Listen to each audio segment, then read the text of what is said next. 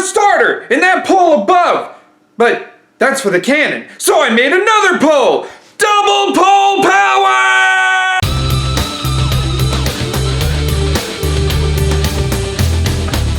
What's up, everybody? StevDeS here.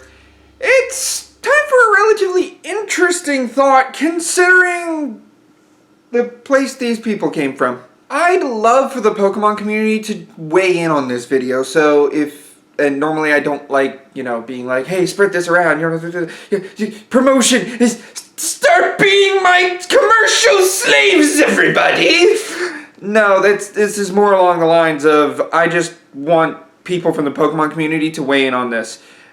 I thought of a good way to incorporate you, the player, as playing as the team in Kanto, aka Team Rocket. Thinking of the concept of playing as a bad guy, it's not really a concept that's a bad idea in most video games. A lot of people really are curious as far as, well, what was the bad guy doing all this time? This one will hopefully answer that. Upon saying that, things are going to be a bit different for this what if. This is going to be more mechanics based rather than story based. So, let's get into what if you played as the team, Kanto edition. Naturally, you'll be playing as a rocket grunt, and Giovanni will be essentially your Professor Oak. He's the one paying you. Are you a guy or a girl? Alright, what's your name? This person here? They've been your rival since the academy. What's their name again? Right, that's it. Today's a great day, graduation day, where you get to be a soldier for Team Rocket. Now go out there, get your starter, and show everyone the glory that is Team Rocket. I would imagine with all the different technologies that Team Rocket has at their disposal, they should have some sort of educational system in place, so why not an academy? Giovanni is rich, he probably can afford it. At this point, the player spawns in their dorm room. There is a PC that has that trademark potion, which you might need for the starters that I'm suggesting. Heading down one hallway will lead you to two rocket grunts in front of a door. Naturally, that's the way out after you get your starter. Going the other way, your rival gets in line right behind you. And after you pick your starter and graduate from this academy or educational system as to how Team Rocket works, then you will get to choose your starter. I didn't want to go water, grass, fire, because that seems more of a proper triangle scheme, so I had to think outside the box as far as Team Rocket and as far as how a different triangle scheme would work given the bad guys are, not really using water, fire, or grass. It would have to be 3 different types. So thinking about this, I initially thought of the dark type. However, there is a bit of a problem with that.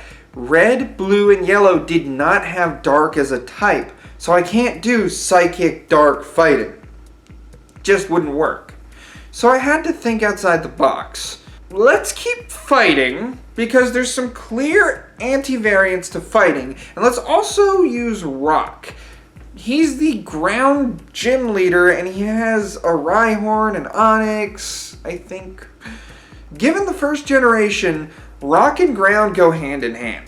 And since Giovanni's the ground type gym leader, this would be easy. Maybe he would give some rock types to some new graduates. So from there, it was a matter of finding something weak against ground or rock and good against fighting. And that's when it hit me. The flying type is super effective against the fighting type, and fighting types are not very effective against flying types. It works, because there's a very popular rocket flying type I will get into shortly. So let's get into them shortly. The first starter you have to choose from, Rhyhorn. Now, keep in mind, I had to edit the moveset in order to make this fair in the beginning. We did not want Rhyhorn starting with something like Horn Attack. I believe that Rhyhorn's moveset, considering what it is, would be Tackle and Growl. Make it just basic. Considering the kind of tank this Pokemon is, your rival really won't have a lot to go on initially. However, you do need to pay attention because it could turn out bad later on. The next starter, naturally, is Zubat. Zubat's moveset would be Screech and Leech Life. Zubat would be an interesting choice given that a smart trainer would be able to use the moveset that it learns over time to its advantage. A smart trainer can definitely win with this one. The last starter to choose from is the fighting type Machop. I wouldn't do much with Machop's moveset, just low kick and leer are fine. It would demolish Rhyhorn, but the problem with it is it doesn't do a lot of damage against Zubat, meaning low kick is a pretty balanced move, all things considered. It helps teach the player the value of weaknesses early on, just like the starters intend. Naturally, Machop will be more of a powerhouse, so if your opponent can withstand what Machop is putting out, then you'll be in trouble. Your rival battles will be Zubat versus Rhyhorn. A tough battle at level 5, but with Screech and Zubat being a bit dodgier than he gives credit for, honestly, you should have this. Like I said, that potion might come in handy. The first rival battle doesn't really matter anyway, so let's get into the other matchups. Your Machop versus Zubat. Now, this one would be a little bit more difficult, considering Zubat is a very light Pokemon. Low kick would only have 20 power. So you're going to have to keep hitting, and you're going to have to keep hitting hard. And pray that thing doesn't use Screech too much. And finally, Rhyhorn versus Machop. Given that Rhyhorn is heavy, Machop's going to do a lot of damage with that low kick. However, Rhyhorn is a powerhouse in and of itself. So, with a clumsy enough AI, you might be able to net some easy experience. Again, that potion will come in handy. After the rival battle, you can go back to your dorm if you wish, or head on out into Celadon City. That's right, that's where the rocket hideout is. Celadon City is where you start. I think it would make sense mechanics-wise if Celadon City became your hub. You would have to return to Celadon City regularly to turn in Pokemon that you've taken from trainers. Remember, you're the bad guy. Your commanding officer does approach you and say, hey, I have this parcel for Giovanni. You need to go to Viridian City and turn it into him. But how are you supposed to get to Viridian City if you can't fly, or you can't surf, or you can't do anything like that, StevDeS? I can already see those comments coming. Here's my answer. Team Rocket has money. It wouldn't be hard for Team Rocket to break the rules every now and then. Maybe dig a tunnel on the route where Pewter City and Celadon City connect. Make a little line there. Heck, they could dig into the side of Mount Moon, meaning that's a short walk away from Pewter City. Going through Viridian Forest and being able to hit some grass patches on the way, you'll get yourself some good experience on the way to Giovanni. Naturally, the Pokemon Center is unbiased. If a Pokemon needs help, you can take your Pokemon there. Also, being a rocket grunt allows you to get right into the gym. However, you are stopped at Viridian City. You need to go to Rocket's safe houses. There's a good place for you to just change clothes and make yourself look like a normal trainer going into the gym. That would be the easiest way to go. You get into the gym, and because you're a rocket grunt, you're able to, get right to Giovanni with his parcel. From there, Giovanni hands you the Earth Badge. Hold on, StevDeS! You can't be giving us the last badge from the get-go! That's so dumb! That means everybody can just steal the strongest Pokemon and then go out to the gyms and then get all the gym badges like easy! That's not right, StevDeS! What are you doing? Here's the thing. I believe that the badges work in tandem with each other. So, you wouldn't be able to catch level 100 with the Earth Badge, you'd be able to catch level 30. makes it a little easier, but considering your job as a criminal trying to steal trainers' Pokemon, it would make things speed up a little bit, especially considering you got to sell it on from the get-go. You'd be able to go to a plethora of different gyms.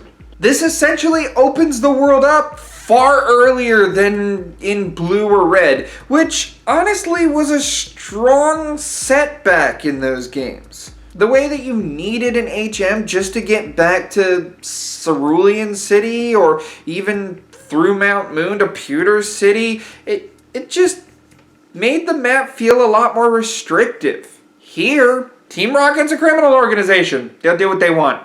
Giovanni then gives you a spiel about how he wants to rule the world with Team Rocket, and this gym life is fine, but it's just an undercover set for the real prize. All of the world's rare Pokemon and ruling the world!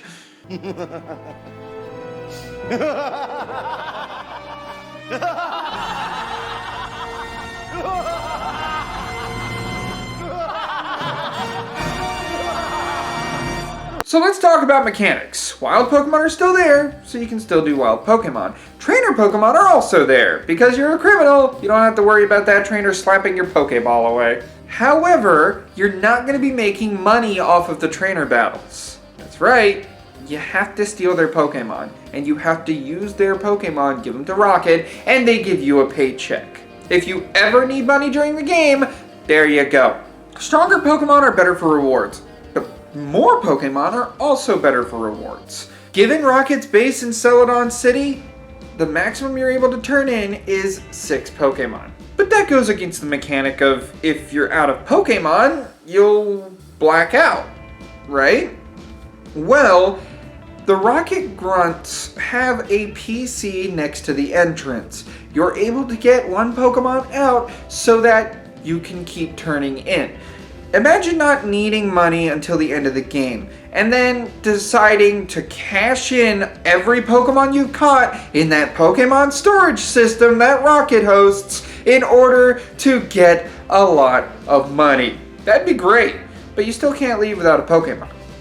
That's where your starter comes in. Do not turn your starter in. You cannot turn your starter in. The badges are also goals for you to meet. In order to catch more powerful Pokemon from trainers, you're gonna need those badges because every Pokemon you take from a trainer acts just like if they were traded. If you catch a big enough Pokemon, they're not gonna listen to you. However, you also can't enter a gym in your Rocket uniform, so every town has a Rocket safe house at this point in order for you to change your clothes and challenge the gym. Outside your safe house every so often, you'll be coming across a rival battle or Pokemon officers finding out who you are. Oh yeah, you're gonna have to Pokemon battle the police. You'll beat the game after a raid on the Pokemon Professor's laboratory. At this point, you've earned all 8 badges, you've caught a great amount of Pokemon for Team Rocket's glory, and Giovanni is recognizing you as a proper Rocket soldier. You go back to the hideout where Giovanni is waiting for you. Giovanni then tells you that he wants you and your rival, who has done similarly, to lead the assault on the Pokemon Lab.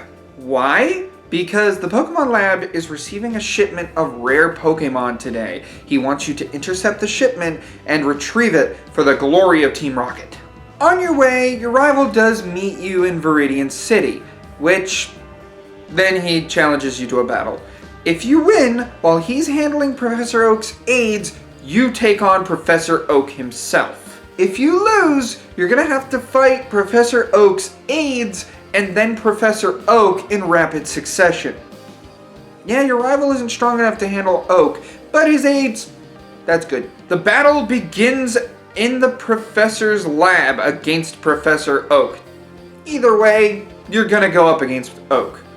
After beating him, you realize that, hey, there's the shipment. It just arrived. Let's go, buddy!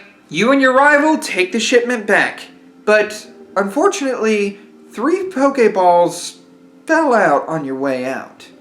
3 Pokeballs are all that's left for Oak and his aides. After that, you've beaten the game and Giovanni congratulates you. After the credits, you get an interesting cutscene of two youths walking into the professor's lab in order to get their starter Pokemon and begin their journey. And that is What If You Were the Team in Pokemon Red, Blue, and Yellow. So what do you think? Do you think a game like this would be feasible? Would you like any other additions besides Kanto? There's a whole bunch of regions out there, so this could be a series that takes off if you all are interested. So, show me your interest and comment below. For more what-ifs in the realm of video gaming and Dragon Ball alike, such as if Kirby just wasn't on Popstar, go ahead and hit that subscribe button. Like the video if you enjoyed it, and as always, I'll see you in the next one. Ciao. This end card is going to be a birthday present for the guy that you've seen in the Jace videos. So I think it would be interesting to have Jason Birder do the Team Rocket pledge. This is for you, Austin. Prepare for trouble And make it double. to protect the world from devastation, To unite all evils within our nation. to denounce the evils of truth and love. To extend our reach to the stars above. Jace! Better! Team Rocket blasts off to the speed of light! Surrender now or prepare to fight. Say a man! That's right!